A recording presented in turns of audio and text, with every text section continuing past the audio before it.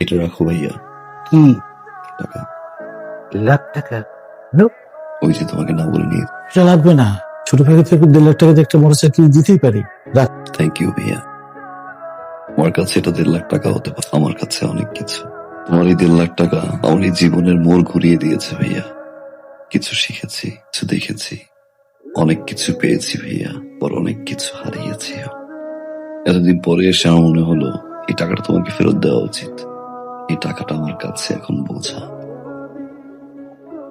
রাখো ভাইয়া, যেমন দোয়া করবা। আসি ভাবি। বিদায় কিছু খাবি? এখন পর্যন্ত আমার বাবা মাই খেতে পারেনি, বস আমি খেয়ে কি করবো ভাইয়া। ভালো থাকো মা।